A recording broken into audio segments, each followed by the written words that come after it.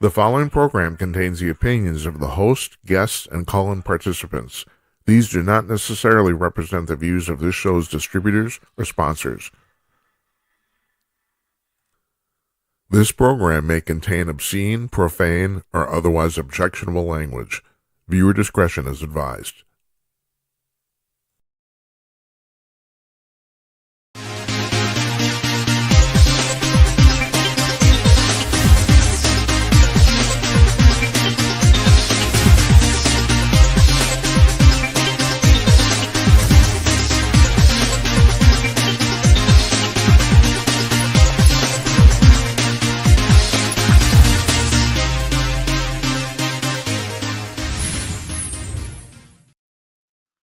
Yes, coming to you cordless from Northeast Minneapolis. It's 11:02 p.m. on the East Coast, 8:02 p.m. on the West Coast of the United States, 10:02 p.m. Central Time, where I'm sitting in here in flyover country. I'm Jim Peters, and welcome to this 21st installment of Jim Peters at Night. Yeah, we made it.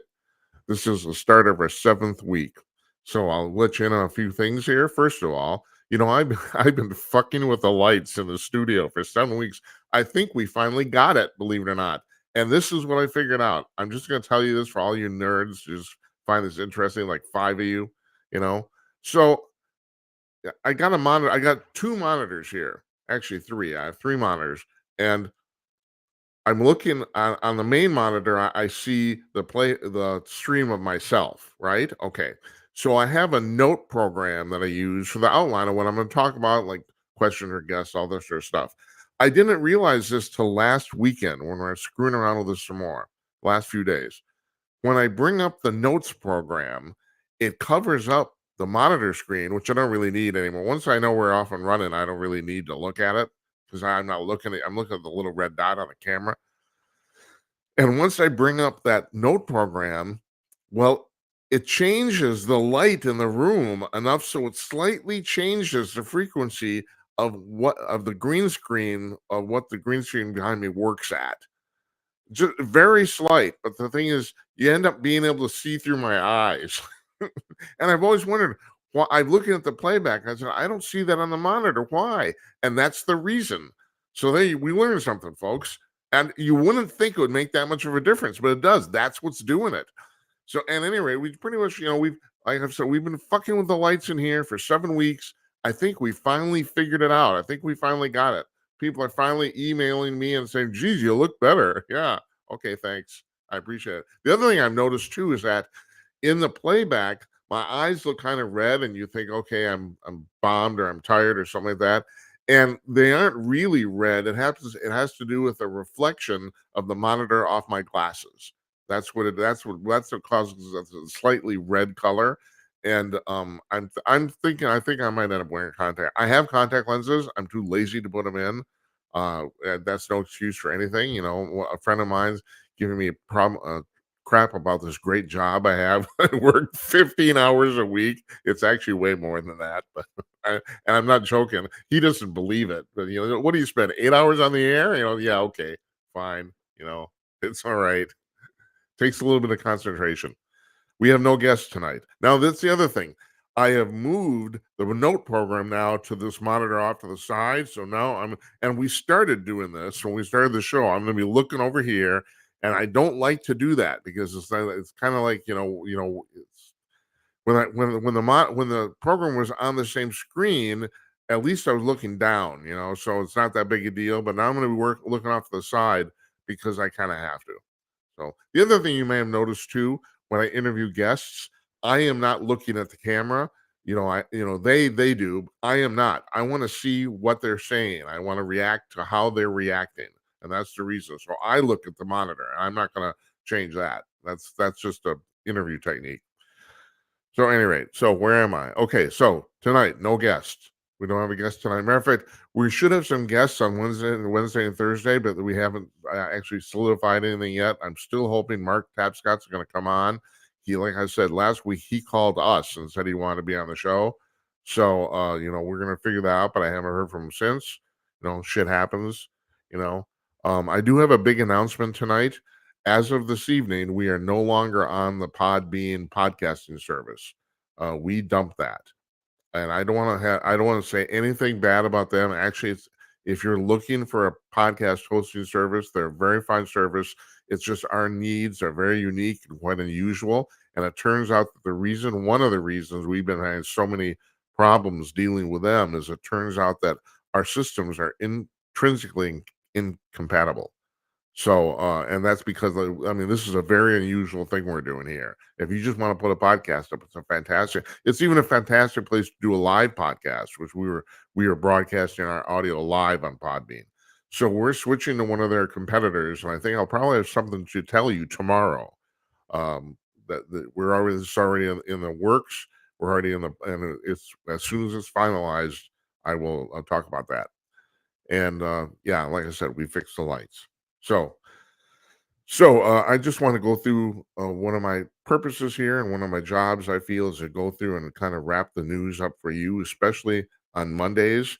I was thinking when we started this show in July, I thought that maybe we would do have guests on Monday, Tuesdays, Wednesdays, and on Thursdays we do all call in and all that. Oh, I have to mention that. Excuse me. I'm sorry. I am verklempt right here. Jim at night.com. You see that?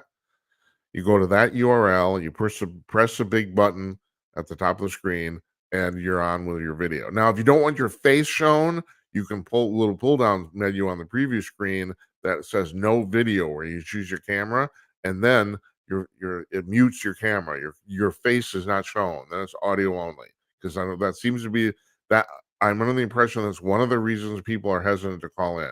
But now people have started to do this. It works. I've asked every single person who's called into the show how hard it is.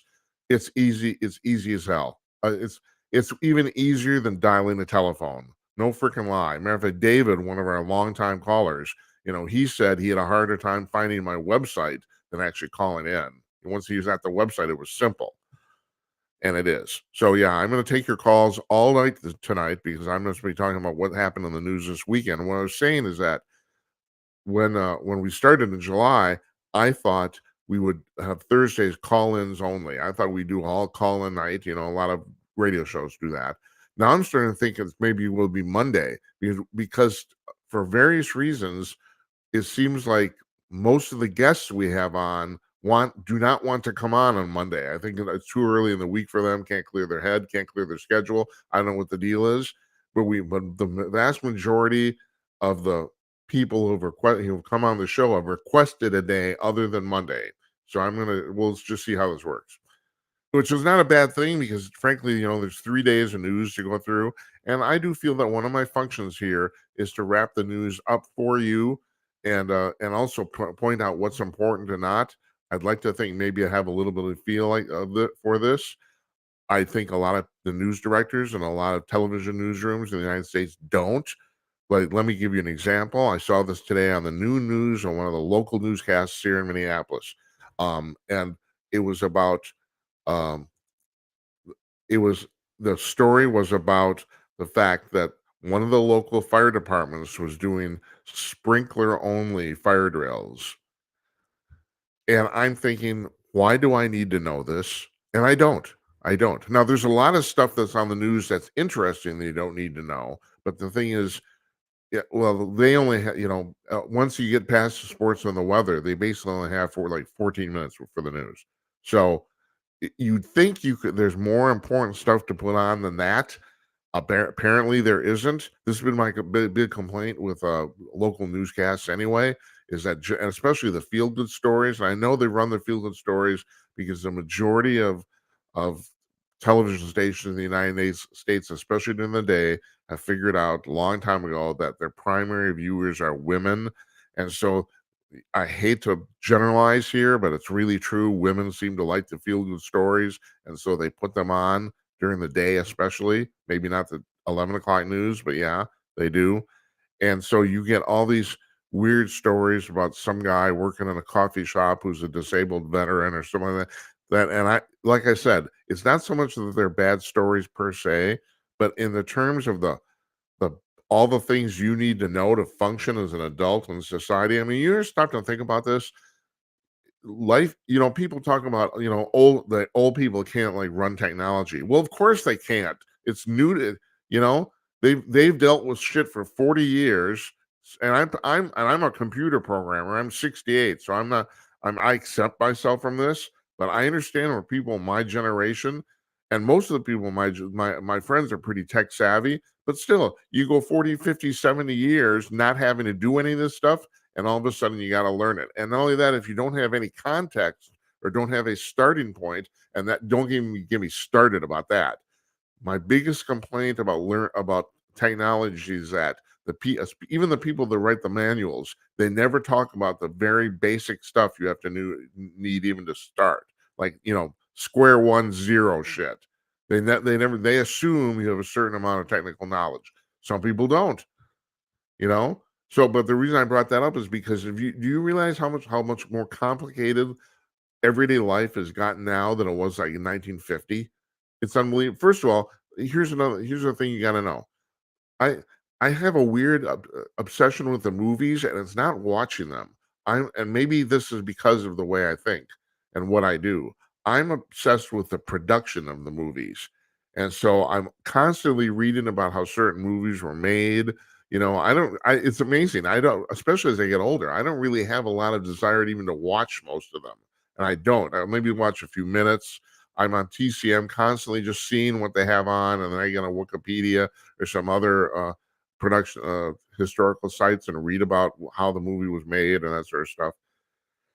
But you have to understand this. Before 1950, there's virtually no television. For all practical purposes, television in the United States started in 1948. That's when people started to buy TVs. They were expensive as hell, and the screen was literally that big. And the very first television star in America was Milton Berle, and that's actually true. He had the very first hit show.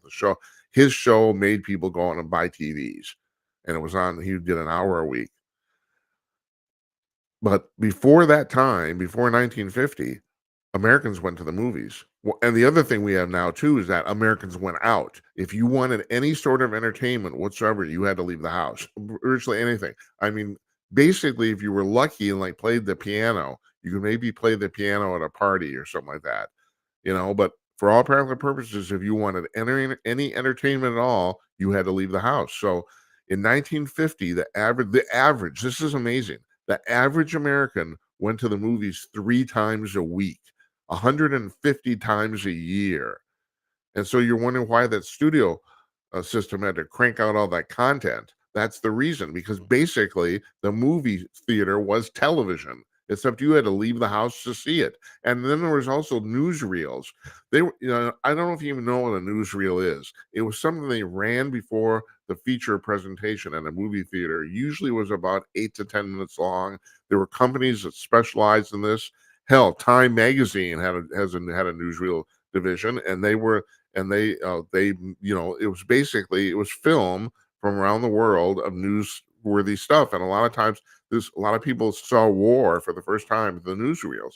Everyone talks about the fact the Vietnam War was the first war that was televised. That's kind of true. But before that, there were newsreels.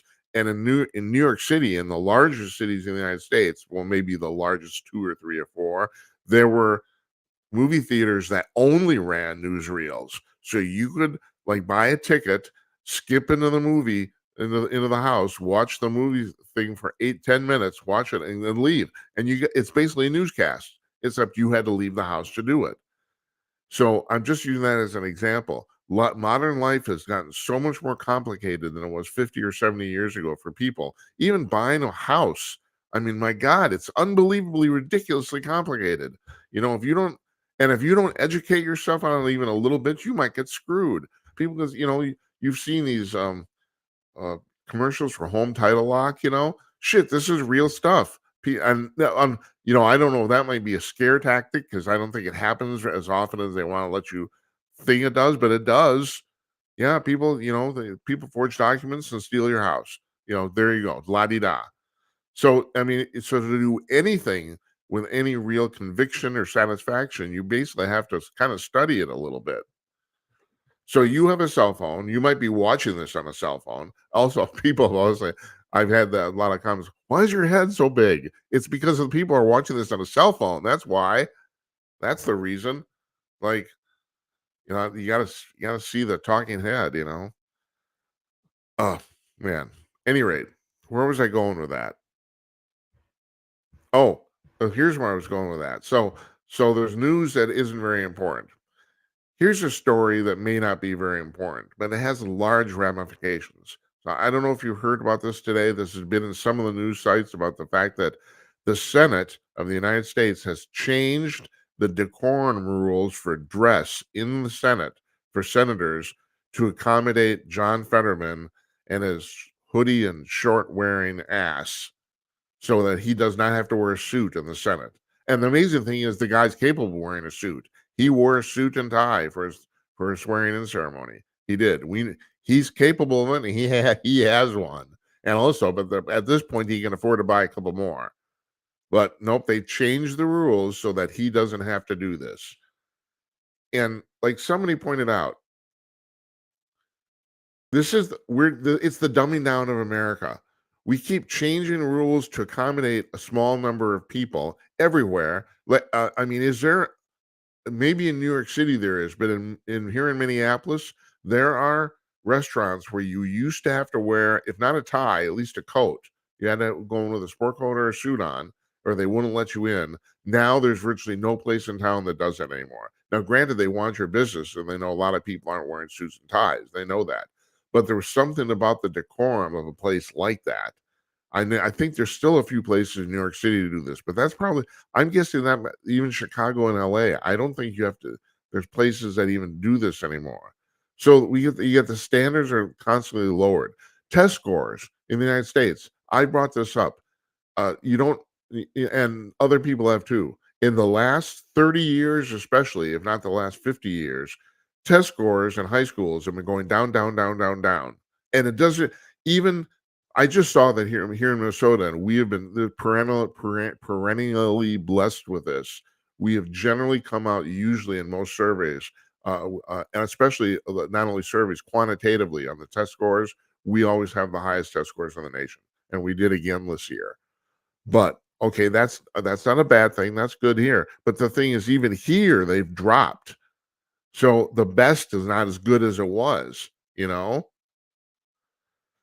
So you get to Fetterman and the Senate. Oh, and by the way, the other thing, cool, interesting thing about this thing with Fetterman and the Senate is that the rule exemptions only apply to the senators themselves. The staff members and everybody coming in and out of the Senate chamber still have to wear a coat and tie. Only the senators get to dump the rule. Oh, that's good. That's really good. Yeah, because John Fetterman's ass doesn't want to get dressed. It's crazy. But you look at if you're talking about the destruction of standards in the United States, the worst is diversity, equity, and inclusion. Because you stop and think about this. They're trying to the libs will tell you they're trying to make it fair for everyone. That everyone we should that equity, the definition of equity is that there's the same outcome for everybody. And that's bullshit. And we all know that. That's not the way life works. Yes, equality is the equal opportunity to do something, which is of course what we always aim for. I saw an interesting meme this last weekend. David Strom and Star on hotair.com. He collects them every Sunday about the fact that it was a woman trying to resuscitate a guy, by using the the, the cardiopulmonary plunge method, and it basically said she was the liberals and he was racism. Because the thing is, no one wants to address this. Racism is an ugly thing.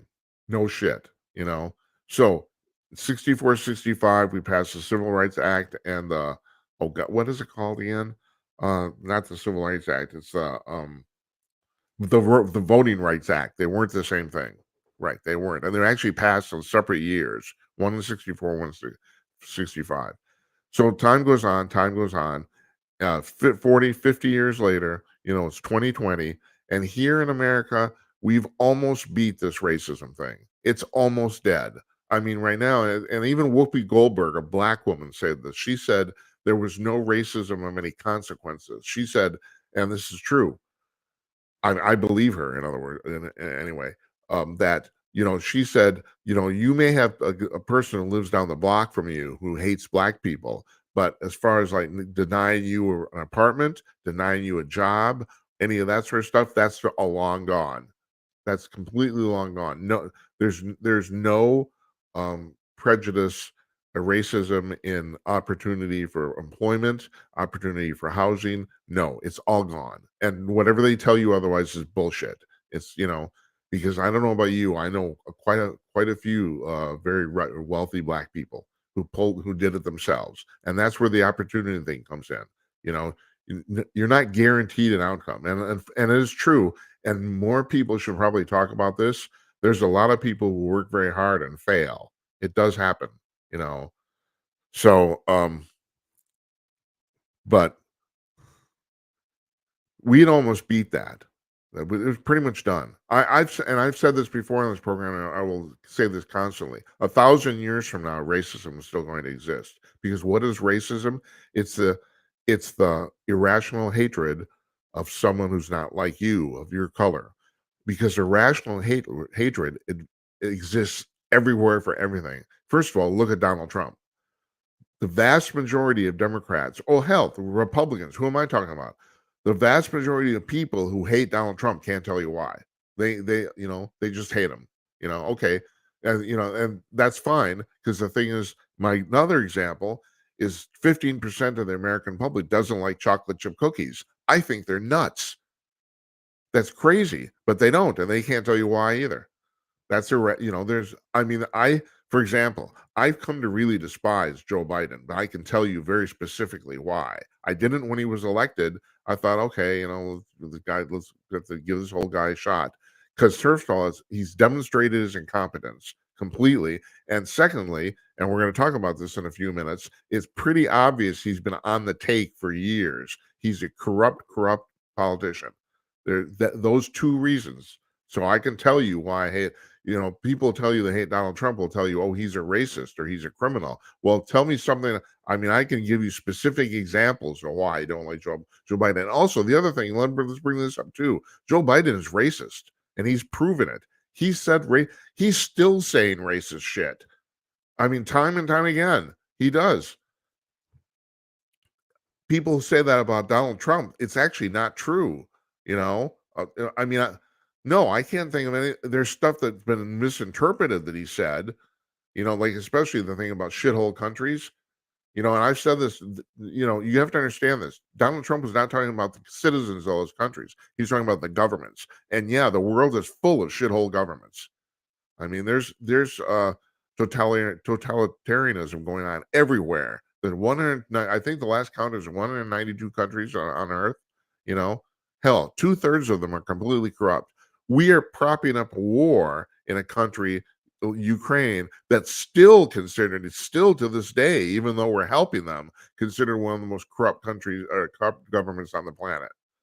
I mean, it's made the bottom of this list over and over again. And even this Zelensky guy who started out, kind of hoping to be a savior. I mean, literally, he's a former comedian. Uh, it appears he might be corrupt now too. I mean, Jesus, where does it end?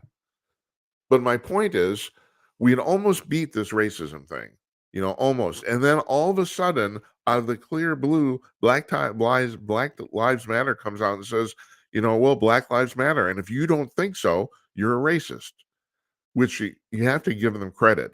It's one of the single best marketing ploys ever invented, ever. Because, you can say, well, here's my thing. Black Lives Matter, but your organization is full of shit. And it is. There's no doubt about that. But then they'll turn around and say, no, no, no, no. You're masking that. You're a racist.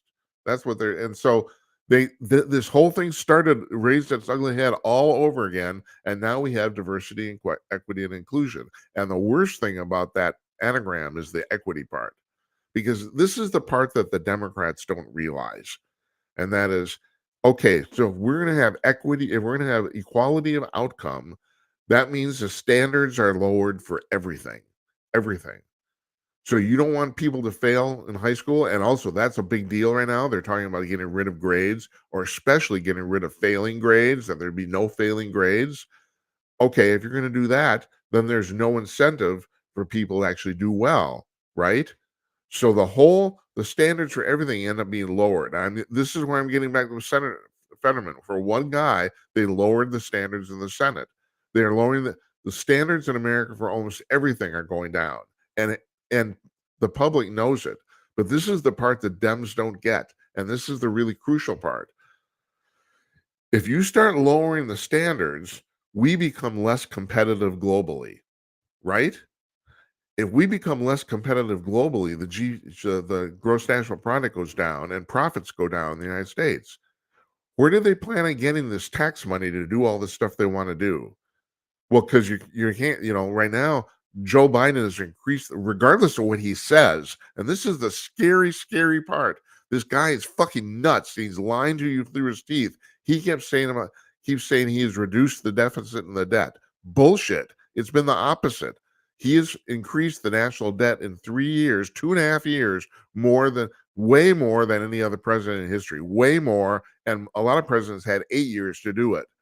I mean, even Barack Obama, his mentor, his predecessor, didn't even increase the debt anywhere near as much in 8 years as Joe has done in 3.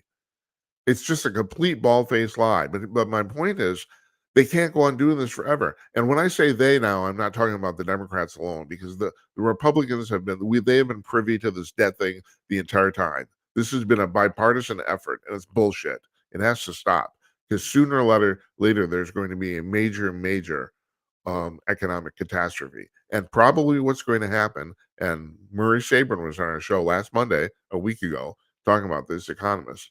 What's probably going to happen is at some point, interest rates will rise enough so that the interest that the American government pays on that debt will go up significantly to the point where all of a sudden it's untenable. And then we have a real big freaking problem.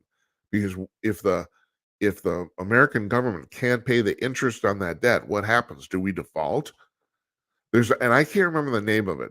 It's off the top of my head. There's a woman who wrote a novel about 7 years ago, based on it was based on the idea was a dystopian America. I think it had the word magnolia in the title. I gotta look. I should see if I can get her on, even, because it's really a fascinating book. Because in her book, the entire American society goes to hell because the American government defaults on the national debt. That's what happens. And in her book, she follows one family through this. And the thing is, and even she said this: if you read the book cursorily, or just on the surface, it appears that the Republicans or the conservatives are actually at fault for letting this happen.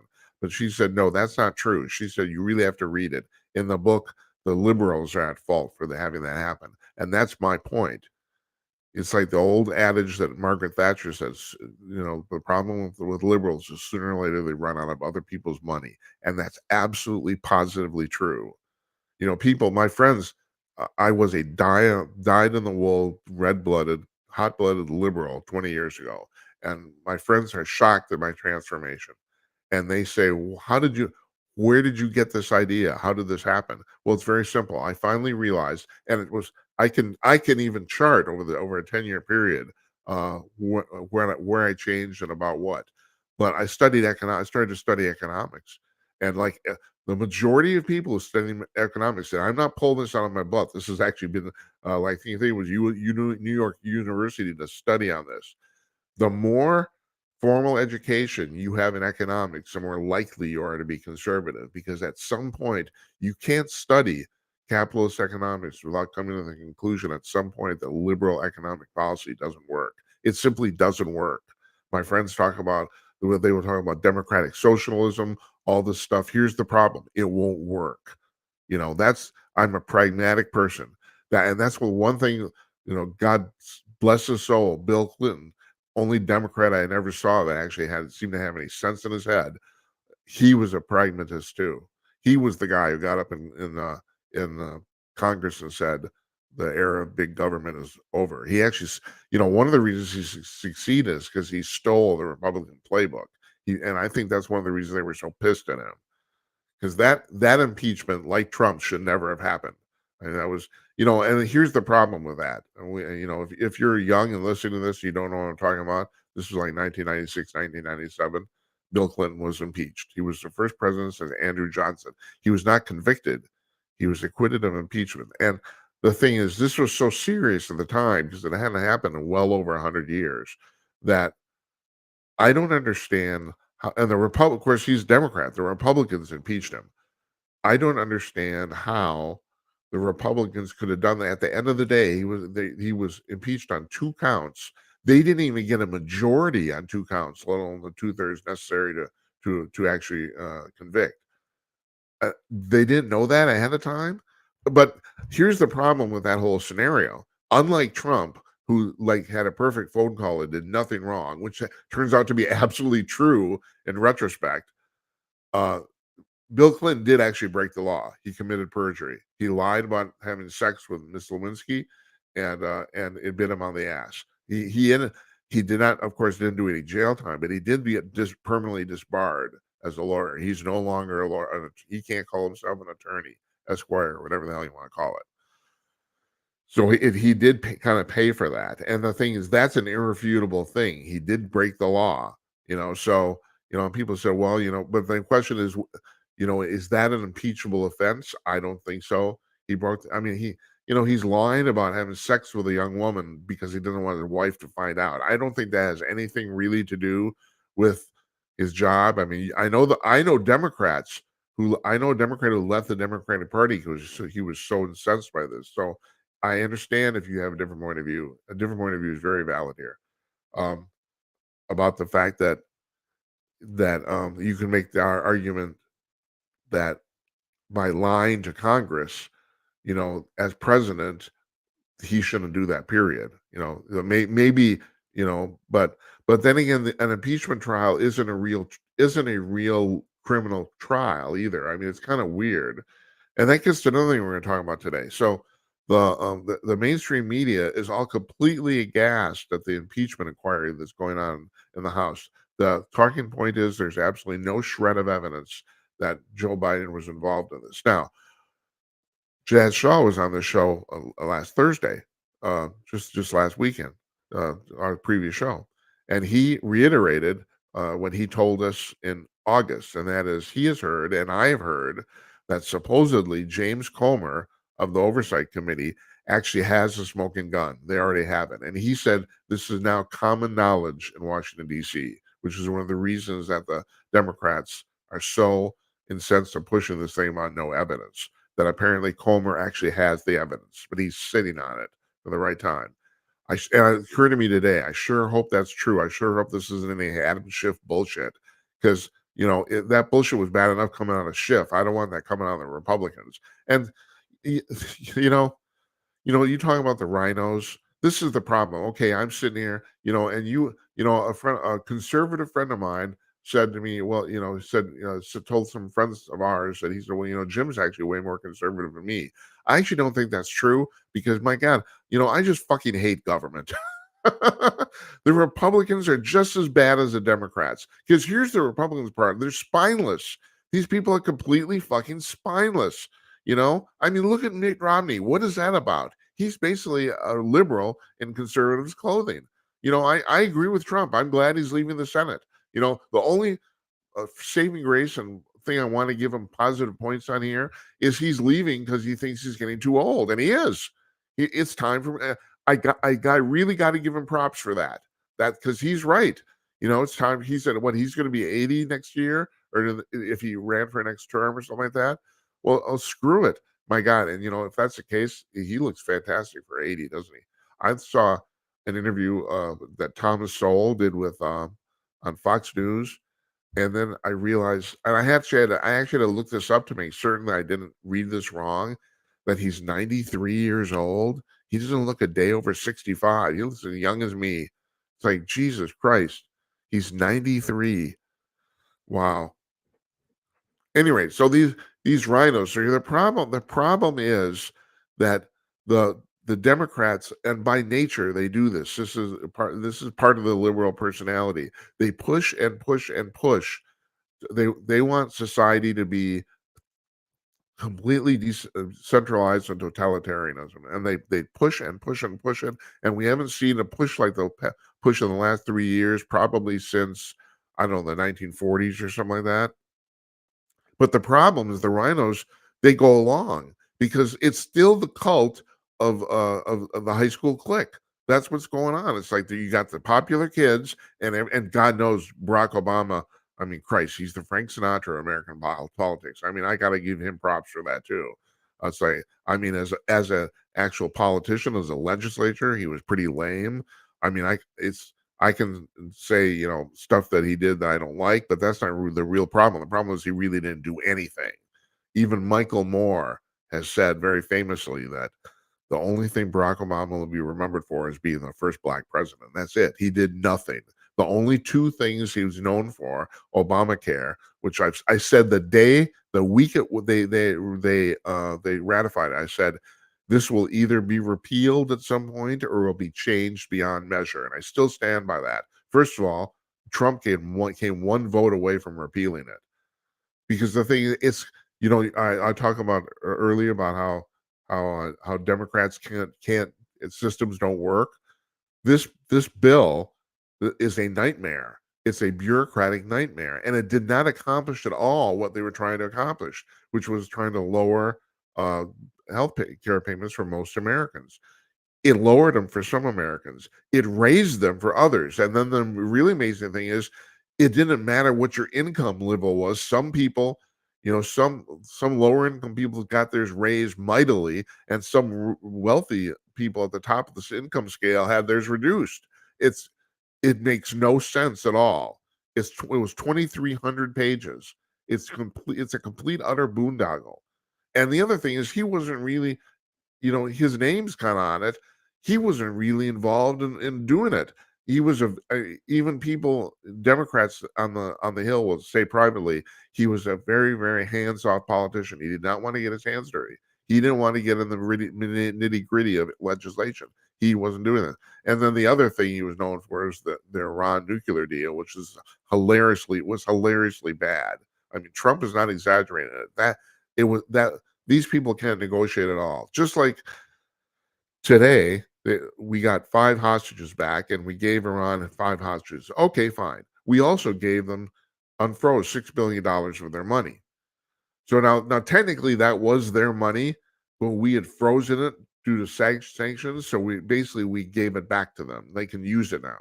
And when money's frozen, they can't use it. It's in a bank somewhere, anywhere. Switzerland, New York City, doesn't matter. But they can't touch the money. That's the deal. It does belong to them, but they can't take any of it out. So we gave them $6 billion of that money.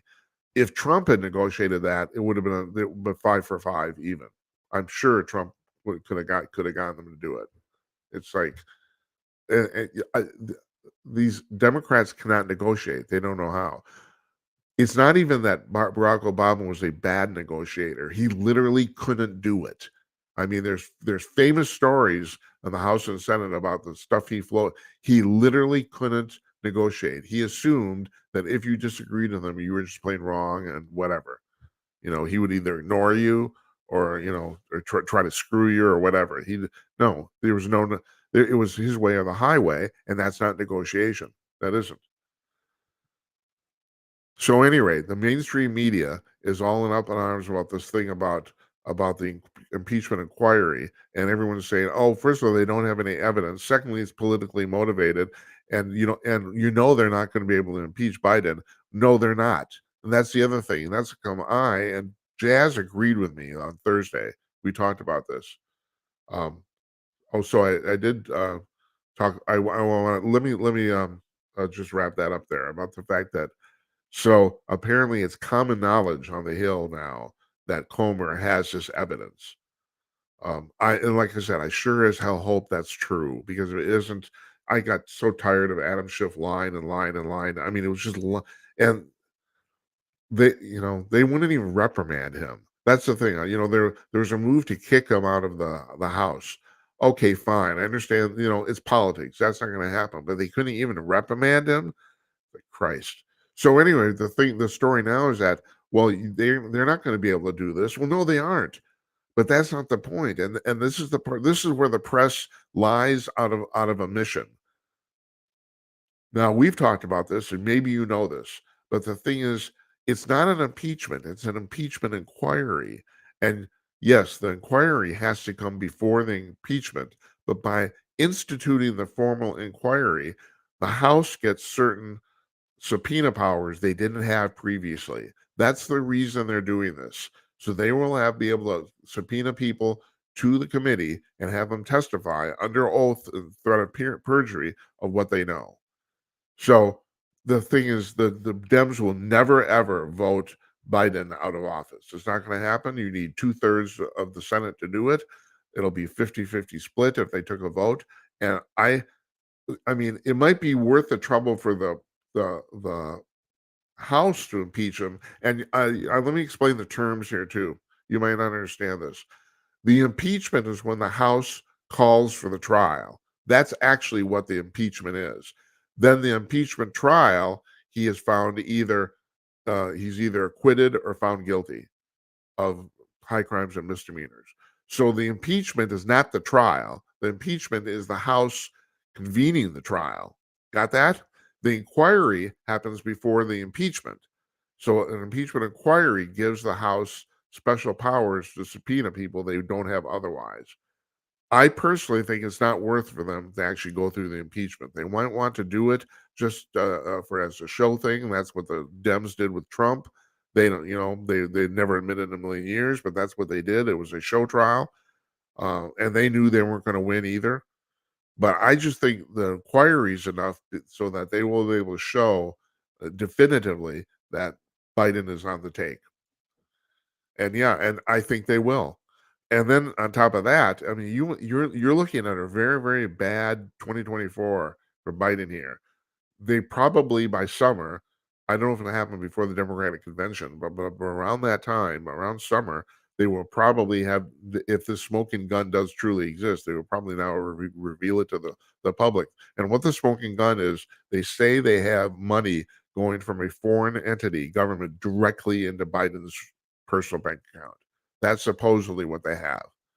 And so they're just going to peel back the onion layers. And I think they're doing the right thing here, too. They have to acclimate the public to the fact that this guy's corrupt, because right now half the public doesn't believe it at all. All the liberals in the United States think this is complete, utter. They think it's either retribution for Trump or it's the fact that he's running for re-election or whatever. They all think this is politics. And actually, it isn't. That's the scary part. What the Dems did with Trump was politics. This isn't politics. This guy actually is corrupt. So I think they're doing the right thing, slowly doling it out. It's the same thing that they're doing with the UFO crap. If the president got up out of the clear blue one day and went to the White House briefing room and says, "We now have definitive evidence that the UFOs are real and that extraterrestrials exist," people would jump out of buildings. I mean, it's like, I don't think it'd be anywhere near as bad as it would have been 20 or 40 years ago. But that's what would happen.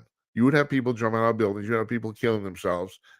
People would leave the Catholic Church, even though the Catholic Church has said many times, they've gone on the record saying that if there's life on other planets, that doesn't negate what Jesus Christ did or happened or what happened to him.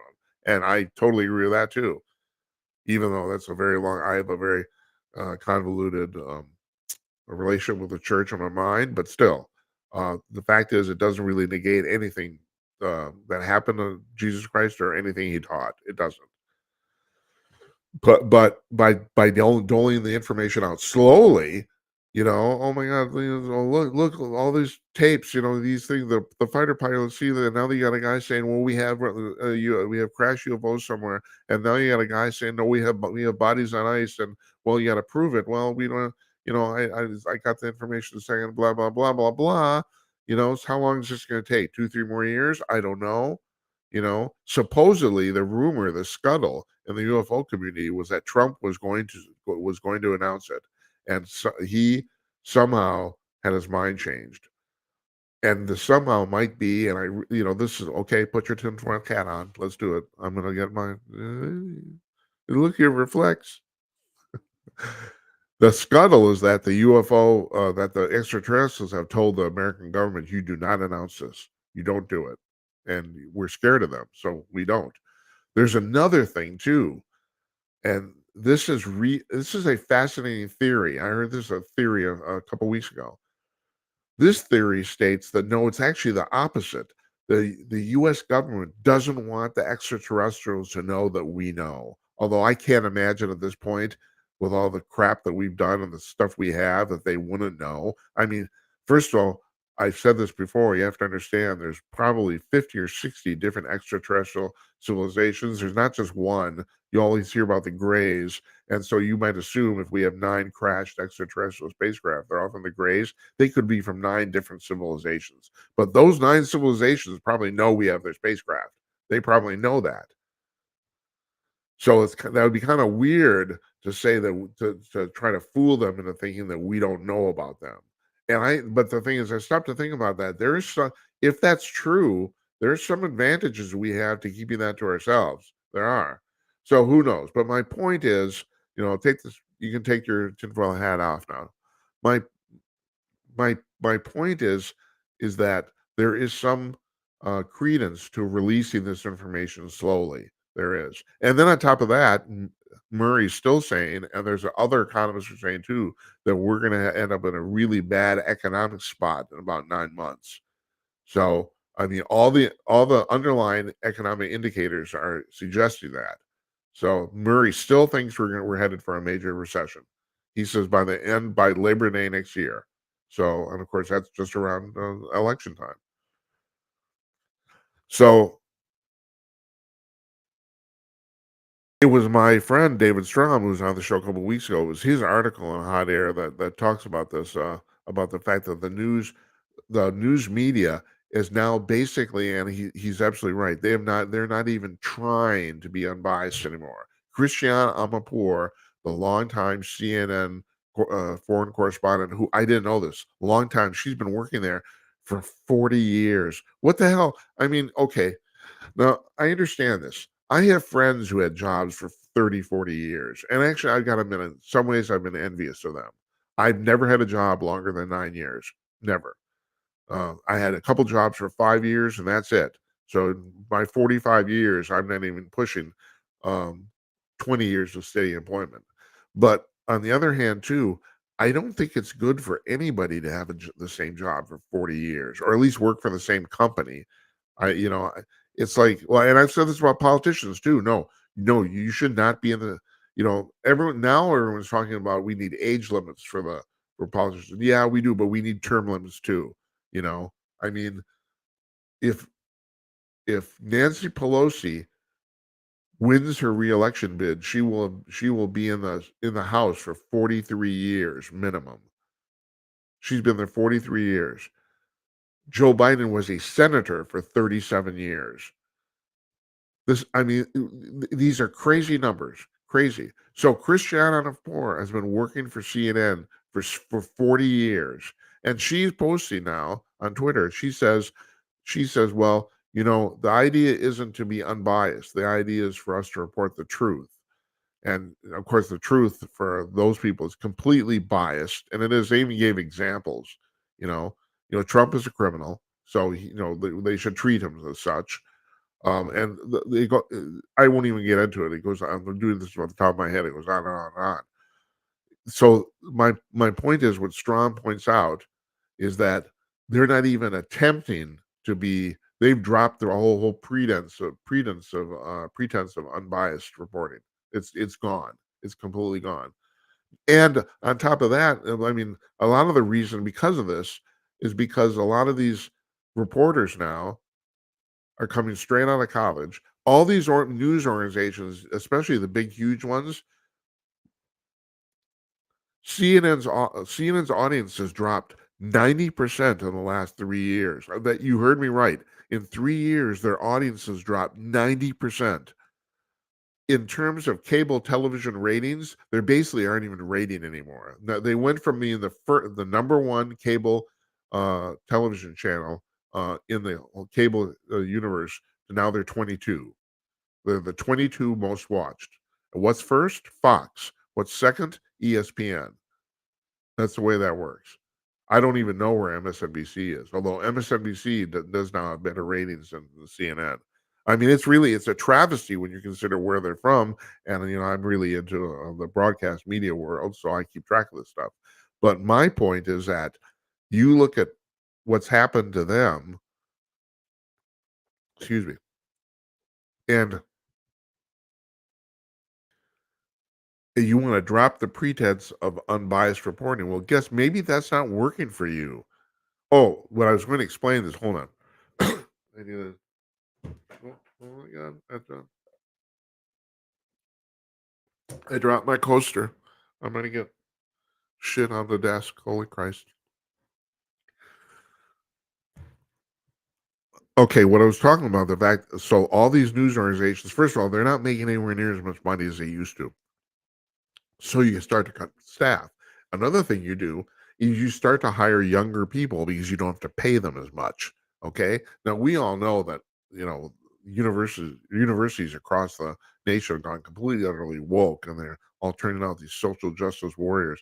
I thought this was hilarious. I saw this on Jesse Waters. So Johnny's out interviewing people on campus, and he's talking to this woman, and he's asking her what her major is. Major is marketing. And he said, and I don't know, she brought it up, he brought it up about the fact, she said, yeah, she said that thing with Dylan Mulvaney and Bud Light, she said that was actually pretty cool. And he said, well, you realize that their sales completely tanked because of that. And she just smiled. She had no recourse. She had nothing to say. She just smiled, because I know what's going on in her head. She doesn't care. The goal of marketing is to sell shit. So if you're gonna, if your goal is to put your social justice warrior crap before selling stuff, well, you should be fired for that. But all of a sudden, the people hiring these young people are basically the people that were in college 10 years in front of them.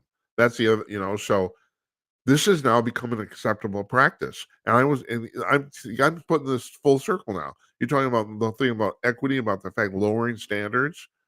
So if Bud Light loses 30% of their sales, which they did, and the whole Budweiser franchise, all their brands took I think the sales dropped 10 or 15%. That's a significant amount for a multi-billion-dollar business. You've lost a lot of fucking money. And so even if you have an equity and pay scale among corporations, that means that Bud Light or Anheuser-Busch is paying way less in taxes than they used to.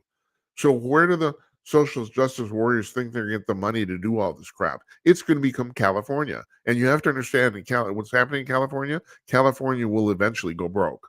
It's going to end up bankrupt. And it might even happen relatively soon, like before the end of this decade, at the rate they're going. At some point, they're going to come to the federal government and ask to be bailed out.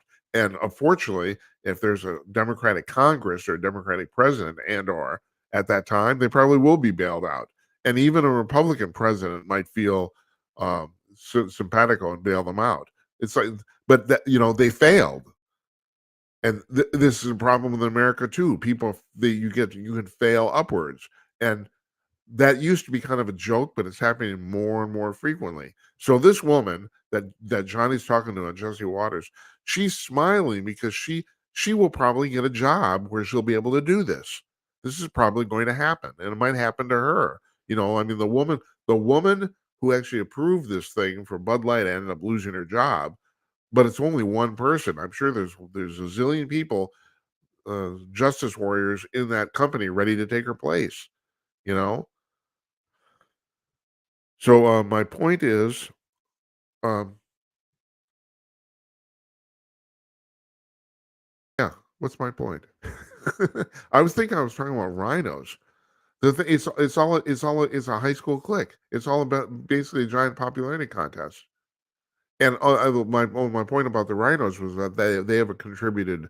The Republican Party's contributed the debt as much as the Democratic Party was. There's no one. They're both equally um, guilty here, and nobody wants to fix it because nobody wants to come to the public and say, well, we have to spend more money, or specifically, no one wants to come to the public and say we got to cut the social program out. That's it's a kiss of death um, for a politician, and it basically never happens. Well, this is the terrible thing about American politics is once a program is started, it's hardly ever eliminated. You got to give Trump credit. He came one vote away from repealing Obamacare, and the vote was John McCain's. And geez, I guess McCain didn't like Trump because the stupidest thing I've ever heard Trump say. He said that he called John McCain a loser for getting captured. That and I'm sure Trump, I mean, Trump doesn't like to apologize, but I'm sure he got in bed last night at night and stared at the ceiling and said, "That was a pretty stupid thing I did." It's like, you know, and yeah, it came around to bite him in the ass. But it was stupid when he did it. I mean, it's really, really insulting. I mean, I there's a lot of things that the libs have been insulted that Trump has said that I did not find particularly insulting. I didn't, but that is. I think that's the worst single thing he's ever said. I really do. And yeah, he has a tendency to open his mouth and put his foot in it. I mean, he does. On the other hand, to his credit, he thinks like an entrepreneur, and this is the way entrepreneurs think, and that is once you find out if something's working, you keep on doing it before it doesn't work anymore. Because if you're on your own, you can't afford not to. That's where pragmatism comes in. And that's the reason he's done a lot of posting on Twitter and all this stuff because there's never been any tangible evidence that hasn't worked. That's the other thing is, and let's end with this too. Okay, today in California, speaking of California, the legislature has put into motion another one of these bills to get Trump taken off the 2024 ballot because based on the 14th Amendment of the Constitution, which is complete utter crap. I mean, he has been charged with 91 counts of different shit, but insurrection is not one of them. That's the thing. I'm sure they would have charged him with insurrection in a second if they could have. And the thing is, he is not guilty of insurrection. He isn't. Here's my proof. First of all, he actually said in the speech at the rally, and this is kind of an important point. I pointed this out before.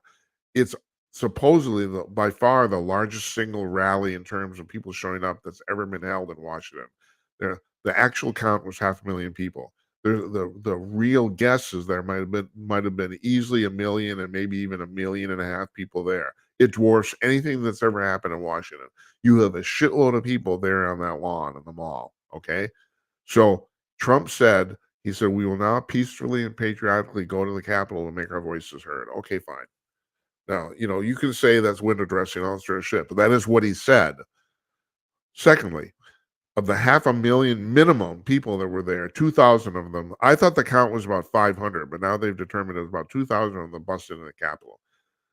And the proof, the smoking gun that Trump is not guilty of this is that 2 days before that, he told both the chief of police of D.C. and Nancy Pelosi, the Speaker of the House, he said he would authorize 10,000 National Guard troops to show up for security, and they said no. Now, you'd say, well, Jim, you're the tinfoil cap guy. It says in your introduction, you're the king of conspiracies. So didn't the government plan all this? Well, this is a murky thing.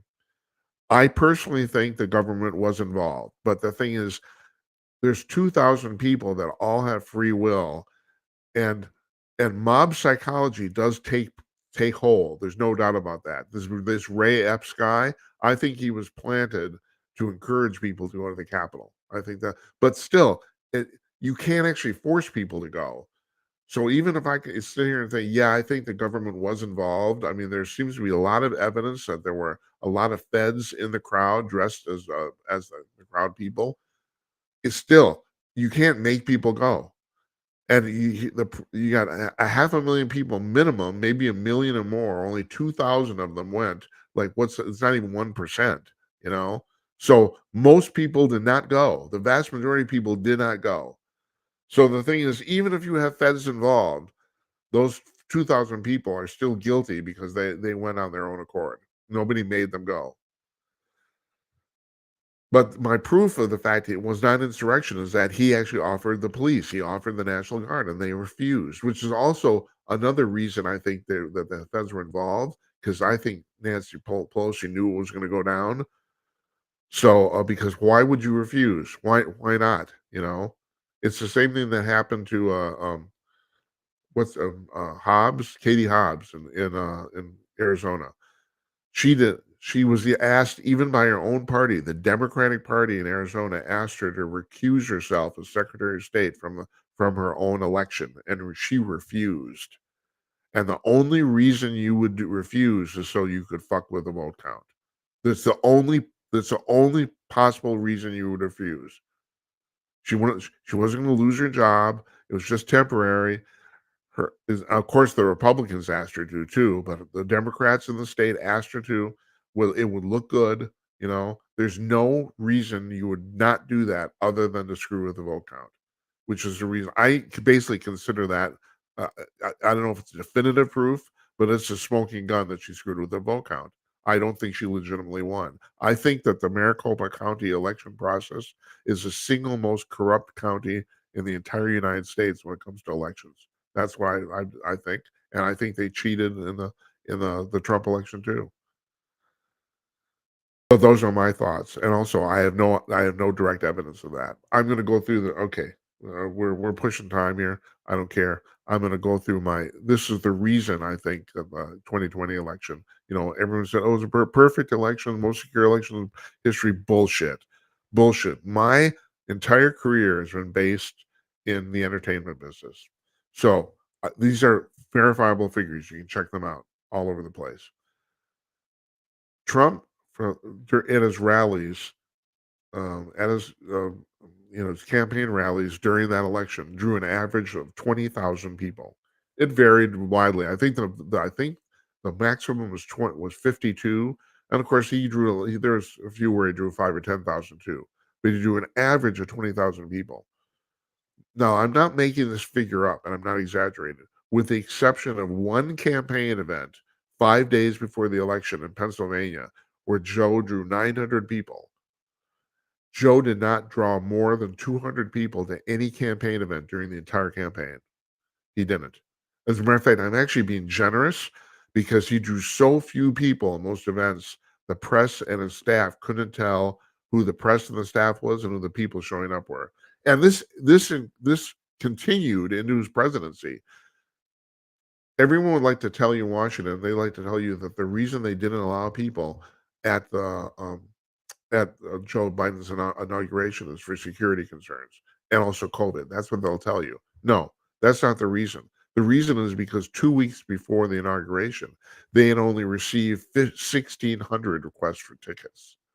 Now, you have to understand, and I'm not going to get into this pissing match because I think Trump was stupid to do this too, but both Obama and Trump, Obama's 2 inaugurations and Trump's 1, drew at least 100,000 people. I'm not gonna I don't really care who drew more, but that's the figure. They drew at least 100,000 people. 2 weeks before Joe's inauguration, he had 1,600 requests for tickets. They closed that off because they didn't want the public to see sparsity of the crowd. That's the reason. Trump goes out and gives speeches now. Now, lately, I mean, they seem to have kind of gotten a clue about this here, especially they're going to factories and stuff where there's already a lot of people. But I can't remember 2021 or 2022. Trump shows up at Ohio State University to give a public speech. 30 people showed up. He showed up in Lancaster, Louisiana in October 21. Nobody showed up. Literally, for the president of the United States, nobody showed up. And they bury this shit. So you're going to tell me that a guy who didn't draw more than 2, and I know there's memes floating all over the internet about this, about the sparsity of the crowds. How here, and this guy supposedly got more votes than Obama. But it and my friends, I pointed this out to my friends in like dinner party conversation, and people say, "Well, you have to understand, Jim, that people didn't vote for Biden; they voted against Trump." And I understand that, but not everybody, not every single person on the planet I mean, the disparity of those numbers is so enormous, it's mind-boggling. And if you know a little bit about how entertainment works and why people show up for shit, I can't buy it. Now that's not well, no, that's not proof, but that's definitely evidence. There's no doubt about it. That's evidence. For that reason alone, I mean, it's water under the bridge at this point. I totally agree that not only Trump, but nobody should be talking about the 2020 election because it's done and over. You know, it was done and over. And you know, this is the other thing too. I don't know exactly what Trump asked Pence to do. There's been all sorts of reports of this, but if you can't prove the election was cheated by January 1st, you're done. We do have a problem in this country. We don't. There's no mechanism to contest a presidential election. There is until it gets thrown to the Supreme Court. In 2000, it did, and they basically punted. I mean, you know, there's a lot of people, even people on the court, who said that was one of the worst decisions they ever made because you know, they basically decided not to review it because it was like they did, you know, it was a non-decision. They don't want to get involved, and I don't blame them. I understand. Actually, I think they did the right because they shouldn't have to decide. The Supreme Court shouldn't have to decide an election. That's bullshit. And here's the irony is, you know, Gore was so stupid that if he had asked for, according to the Miami Herald anyway, if he had asked for a recount of the entire state, he probably would have won. That's the real hilarious part. He wanted only certain counties recounted, and that's actually what the Supreme Court ruling was about, was whether they could do that. Because I guess supposedly by the Florida charter or something like that, that's not allowed. It was either the whole state or nothing. But he didn't ask for the whole state, and he should have. I mean, it's a Hail Mary anyway. Fuck, count it all, you know? And the Miami Herald said according to their survey, he would have won. I mean, this guy was just mind-bogglingly stupid. I'm talking about stupid people. That's what I do here. Okay, so what didn't we get to? Let me tell you. Oh, all right. I'm going to talk. We'll end with this because this is just hilarious. So, no, actually, no. I don't want to do this. This is a long discussion. We'll leave this till tomorrow. I want to thank you people for watching. We got quite a few people watching on Rumble. That's my. I'm gonna actually put this on our website. If I of the 8 places that we're broadcasting, Rumble is the one I recommend. First of all, it's by far the easiest to watch this on TV. It's like if you have the Rumble app on Roku, you just go to the live section, which is right off the menu, and all the live shows show up in a row in the order in which they're being watched, the number they're being you'd watch. It's simple as pie, and you can watch the show on your TV. And I need some more water. So let's just end it with that, okay? So I'm Jim Peters, and I hope you come back. We do this show Monday through Thursday at 11 p.m. Eastern live, and you got to call up. I mean, it's like, and I didn't remind you once we started here, but still, it's like, you know, please, you know, it's like we take video phone calls. Talkers Magazine says we're the first talk show in American history to take video phone calls, and not a lot of people are calling, you know, and that's fine. Whatever, I guess. No, it's not fine. Please call, okay? So tomorrow, I don't think we're gonna have a guest tomorrow either. We're probably gonna have guests on Wednesday and Thursday. That's what it looks like. Don't want to announce anybody yet because they haven't confirmed. But yeah, so we'll be back here in about 24 hours, and hopefully you'll get some sleep. If you're in bed right now, you can turn your phone off. You know, I have this fantasy of people watching in bed with their cell phones and their little AirPods in or whatever. I don't know why that's a fantasy. Probably because I'm a pervert. So anyway, here's our new ending. We're gonna end it with this. I'll see you tomorrow. Take care.